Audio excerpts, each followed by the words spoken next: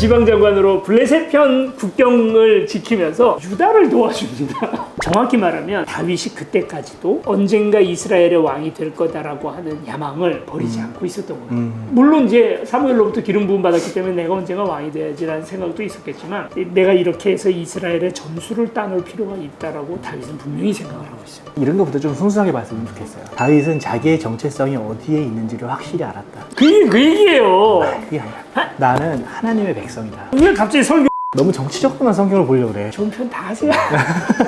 그래서 이제 다윗이 그 지역에서 이제 지역 장관을 하고 있을 때 드디어 이제 어떻게 보면 운명적인 전쟁이 벌어지는 거죠. 그렇죠. 사울 왕과 블레셋의 한판 승부가 이제 벌어지게 됩니다. 다윗도 사실 속으로는 내가 블레셋 편에서 따라가고 싶지는 않은데 그렇게 말할 수는 없잖아요. 블레셋 왕이 저걸 믿어도 되나? 전쟁하고 있을 때 갑자기 뒤돌아서서 우리를 공격하면 어떡하지? 의심이 생기니까 그래서 다윗 보고 뒤를 맡깁니다. 뒤는 맡길 수 있었을까?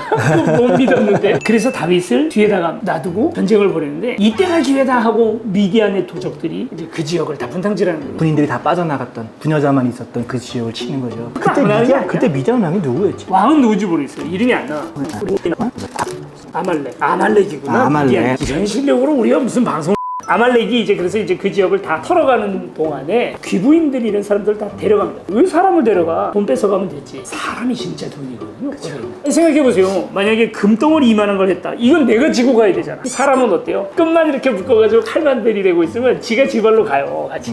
근데 재밌는 게 다윗의 부하들 안에도 네 분이 있었던 거예요. 다윗에게 완전히 순종하는 다핵관 도 있지만 거의 절반 이상의 되는 사람들은 다윗이 이렇게 자리를 비웠을 때 자기 가족들을 누가 털어갔다는 것 때문에 다윗에게 강력하게 붕괴하죠. 죽이려고 그래요. 다윗을. 그 사람들을 달래서 나만 믿고 따라와 하고 이제 데리고 가는 거예요. 길보아산 전투는 거기에서 벌어지고 있고 다윗은 이제 이쪽으로 와서 미디안하고 이제 전쟁을 벌이고 있는 그런 상황이에요. 미디안도 사실은 다윗의 그런 잔존 병력들이 남아있을 거라고는 생각을 못했어요. 그래 쉬운 먹이들을 다 사냥을 해가지고 싹 털어서 도망을 가고 있는 와중이고 이제 다윗은 그 전쟁에 참전을 안 했으니까 아주 자유롭게 얘네를 이제 쫓아갈 수 있게 된 거죠. 근데 다윗이 나중에 인생을 회고할 때 얘기를 들어보면 이때가 제일 다윗에게는 어떻게 보면 가장 비극적이고 힘든 시간이었다고 고백을 하고 있어요. 허허벌판 사막에서 모래바람 한번 싹 불어오면 낙타 발자국이 이렇게 있다가도 다 없어지는 와중에 그걸 쫓아가서 어떻게 잡아? 그건 정말 천원이라고밖에 할 수밖에 없어요. 근데 이제 미디안이 방심했죠. 아싸, 한몫 잡았다. 우리 부자 됐다 하고 술 처먹고 자는 동안에 또 미디안이래. 아말렉. 여기 아주 재미난 이야기가 하나 나옵니다. 이스라엘은 딱 한 번 유다 남부 쪽에 비가 세게 올 때가 있거든요. 광야니까 사막이잖아요. 원래는 비가 안 오는데 봄철에 비가 세게 옵니다. 그 지역 자체가 지형이 그냥 사막이 아니고 와디라고 하는 마른 계곡들이 많이 놓여 있어요. 비가 조금씩 우리나라는 이렇게 연평균 강수량이 이렇게 내리는데 거기는 우기가 있어요. 며칠 사이에 1년 강수량이 다 내려버려요. 그러면 그 와디가 꽉 차버리거든요. 실제로 지금도 이스라엘은 그 유다 광야에 그 표지판이 어디 가나 다 있다는 거예요. 그 계절에는 야영금지라고 다 써 있다는 거예요. 그때였던 거예요. 그러니까 그 유다 광야에 강이 철철 넘쳐 흐르고 맥주병들이 좀 있었던 거예요. 물을 못 건너가고 있는 거예요. 잔잔한 수영장 건너가는 문제가 아니거든요. 근데 이제 다윗의 용사들 중에 몇 명은 수영을 할 수가 있고 절반은 못해. 그러니까 남은 애들은 우리 본거지를 지켜 해가지고 남기고 나머지 애들이 가가지고 전쟁을 해서 이겨서 미디안에서부터 다시 찾아왔어요. 아말렉에서부터. 예, 아말렉. 다 찾아왔어요. 문제는 이제 나눠야 된단 말이죠. 어떻게 해야 될까? 며칠 전만 해도 부하들이 다윗을 죽이려고 했어요. 다윗은 이제 어떻게 보면 일생일대의 자기 권위에 대한 가장 중요한 기로에서 전쟁을 한 사람이나 아니면 여기 남아서 지켜서 전쟁 피 한 번 보지 않은 사람이나 똑같이 나눠준다. 이 부분도 정말로 하나님이 다윗을 정말 사랑했던 이유 중에 하나가 아닐까라는 생각이 들어요. 왜냐하면 다윗이 하나님을 향해 마음이 진심이었고 또 동시에 하나님의 정신을 알았어요. 다윗은 더 했으니까 더 가져가야 돼 이게 아니라 이건 우리 모두의 것이었어 처음부터. 그래서 이 하나님의 계속 제도적으로 그리고 또 자율적으로 평균케 하는 율법적 정신을 또 잘 구현해낸 것이 아니었나.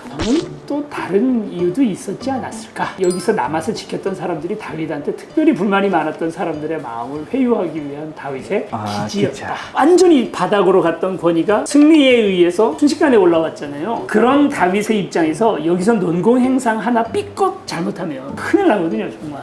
그런데 이제 다윗이 여기서 어쨌든 이 원칙을 세우고 다 공평하게 나눠주자라고 하는 어떻게 보면 굉장히 단순하게 쫙 나눠주고 불만을 덮었어요. 그리고 다행인지 불행인지 모르겠는데 이것 때문에 불만을 가질 사람들이 분명히 있었을 수 있었는데 엄청난 비보가 날아옵니다. 사울이 죽었다. 사울과 요나단은 길보아 산에서 최후를 맞이하게 되는 거죠. 그 즉시 역시 다윗은 부하들 다 데리고 유다 예, 유다 땅으로. 지파로 들어갑니다. 그리고 그 이후에 바로 이제 유다의 왕이 되죠. 그건 곧 뭐가 되는 거냐면 내전이 되는 거군요. 사울 왕에게 여러 아들이 있었고요. 세자에 해당되는 요나단은 죽었지만 사순위 오순위 하는 그런 그 왕자들은 많이 있었어요. 그렇기 때문에 이제 사울 왕의 왕가와 유다는 다윗을 왕으로 세우고 내전이 벌어지는 거예요. 이제 우리가 여기서 좀 생각을 해봐야 되는 건 그거예요. 그렇다면 나머지 11지파는 과연 마음이 어떨까? 눈치 보고 있는 거예요.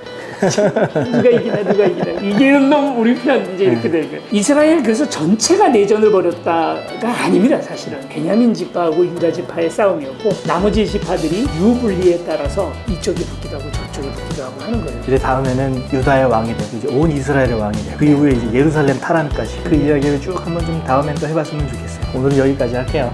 네. 안녕.